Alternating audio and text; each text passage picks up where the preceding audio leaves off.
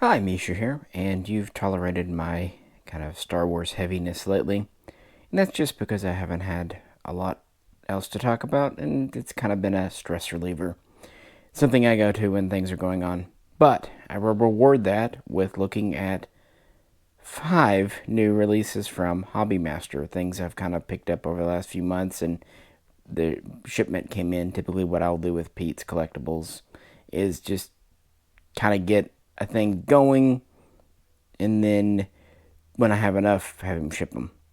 So we'll look at them all. This isn't going to be an in-depth look at the models as far as their history, more of the models themselves, and it's kind of an interesting range. But I wanted to begin with the one that's a truly new mold from Hobby Master, the French Dassault Rafale C. We've looked at a version from Panzerkampf before, but now I wanted to look at the Hobby Master and see how it stacks up. Uh, Spoiler, it's going to be better. And we got to put it on the spinny thing. This is, of course, 1/72 scale diecast. And this one is of the C, like I said, the single seat Air Force land-based variant. And it's from 2012, so quite early in the jet's operation. But Hobby Master has plans to do quite a few Bs and the M, which I'm actually looking forward to, not to mention updated variants for 2021, 2022. This jet, though, well, it's a European jet, and it has an interesting history. Back in the day, France was going to work with what would become the Eurofighter. There were a few joint project programs, but finally, around 84, they just decided, they were going it alone, and the production of the initial kind of test Rafale A began in 86. Actually, it was rolled out at the end of 85. Initial flights, and they would conduct. It was supposed to be in service by 1996, but even though we had some test flights of the A and the B that would replace it, it did not actually begin to enter service until 2001, and it would actually start with the M because it was the French Navy that really needed a new fighter. They were still using old F-8s. They had been updated, of course, but yeah. And this was actually why, among other reasons, France kind of went their own way. They needed a carrier-capable fighter when pretty much no one else did. They also wanted a lighter fighter, kind of tangentially related to that. So the M was delivered first, and then a few years later, the Air Force would receive Cs, the single seat. And initially, the B, the twin-seater, was just going to be for training, but experience showed that having a second pair of eyes and hands was useful, so they ended up ordering more Bs and kind of putting it in the ground attack role and other kind of recon roles, because this is what Dassault considers a omni role, i.e. multi-role jet fighter. And it's really unique in modern times that this is pretty much a French product. Dassault makes about half of the components, and the other half is made by various French subcontractors. So this was meant for France, and to date, they've ordered 180 for the French Navy and Air Force, and of those, nearly 160 have been delivered. The final ones are supposed to be delivered next year, 2024. But there's plans to purchase up to 286, so we'll see if that actually goes. On top of that, there has been some foreign interest. In fact, Egypt would be the first full foreign customer when they bought 24 back in 2015. India, Qatar, and others. To this point, Dassault has delivered about 240 planes total. So roughly, 70, 80 to other customers, plus tech demonstrators and what have you. So it's an interesting aircraft, and it has that unique Dassault look, the delta wing, like the Mirage Mark III, F1, 2000, and we're adding canards. And it's pretty standard for a modern aircraft. It is semi-stealthy. It has a glass cockpit that's night vision capable. This probe in front is for aerial refueling. It can do buddy refueling. Actually, it can carry up to 5 drop tanks. Plus, it already has 2 conformal fuel tanks up here. It has 2 engines, which is, a choice. There's pros and cons to 1 versus 2. It's just an interesting look.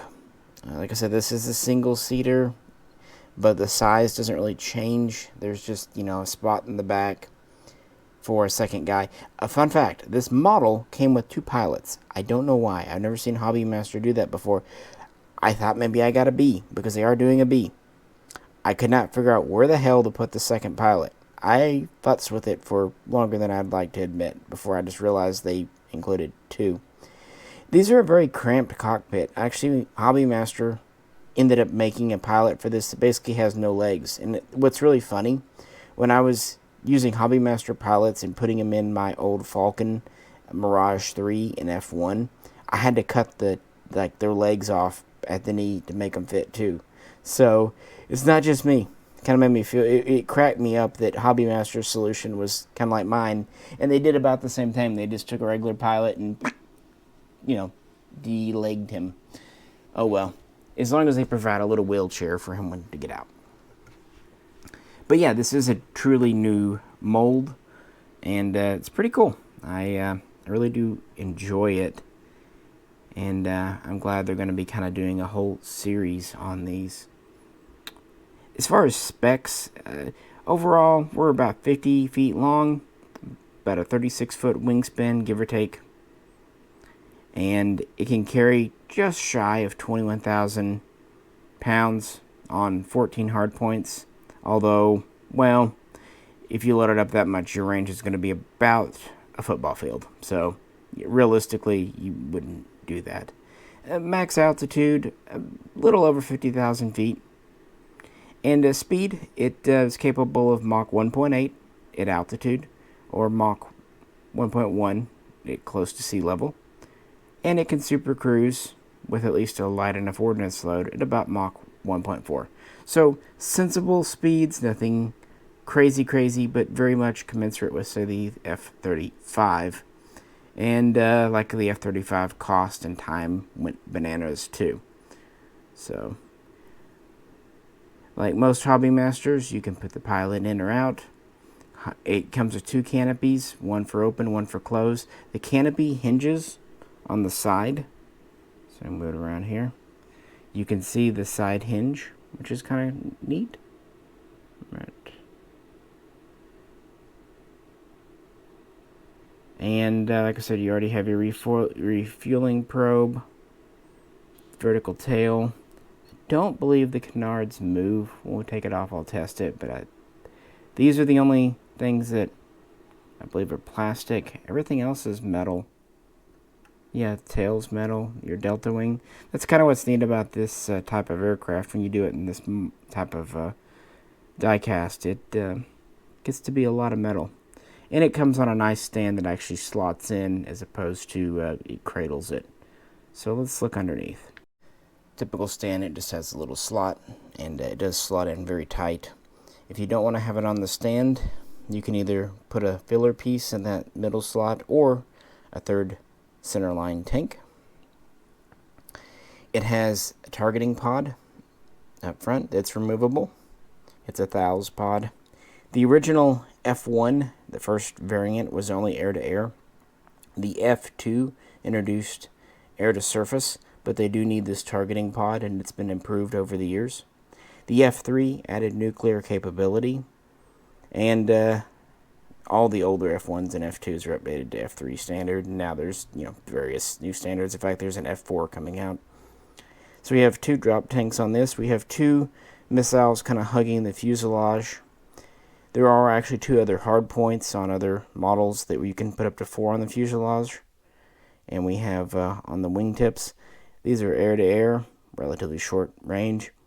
It could use the older Magic 2s, the aircraft, or it can use the newer Mica types, Mica M, Mica IR. Newer ones are going to carry the Meteor and Shadow for air to surface, but this one being from 2012, it's got older laser-guided paveway types and these little cluster racks. Kind of neat. I'm looking forward to a newer one with the more French, European-style ordnance. It also has a 30mm cannon internal. It's a revolver style with 125 rounds. So, yeah, you can definitely see the heritage with the Mirage 2000 here. The M, like I said, replaced the old US-made F8. In the French Air Force, it replaced not only the Mirage 2000, which was always kind of an interim thing anyway, but even some older Mirage F1s that had been updated to the CT or ground attack role. So, these were in need. They were replacing quite old aircraft.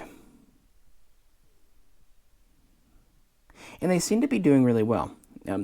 The kind of first big operation I can think of that the Air Force was in 2011, Libya, when these were used. Yeah, and this is one thing I wanted to point out.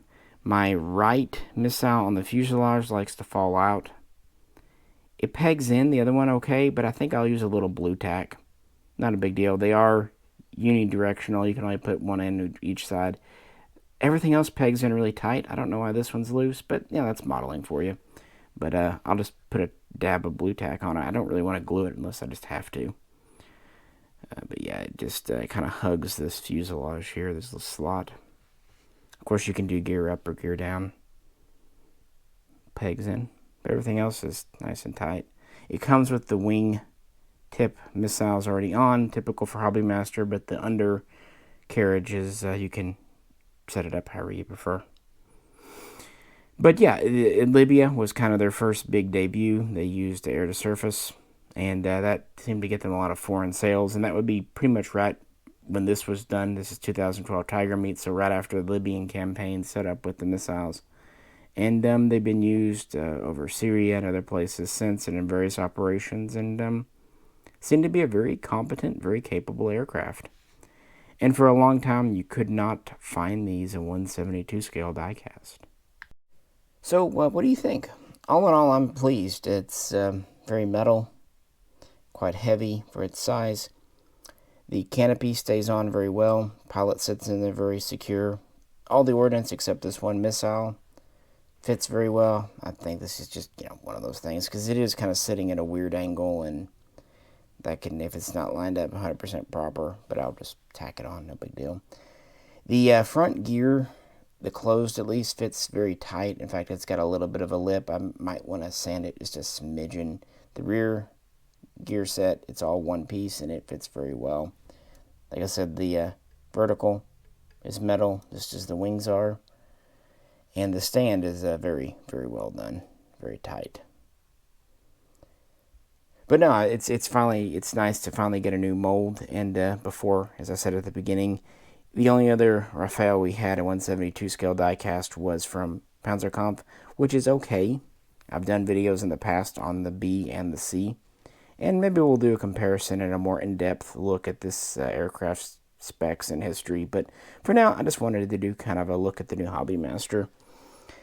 And I will order the M, and maybe the B as well. I don't know, we'll see. The problem nowadays is just the cost, so just kind of depends how work and business goes. But I at least wanted to get this one. And what's nice is because these aren't so huge, they don't take up a ton of shelf room either. Yeah, I don't think these canards move. Not uncommon for Hobby Master. They're not into moving canards. And to be fair, if it's between fixed or kind of flopping around, I'll take fixed any day of the week. But let me know what you think. And again, tune in again soon to look at my other new acquisitions in 1/72 scale diecast from Hobby Master. This is Misha. Catch you very soon. Next time.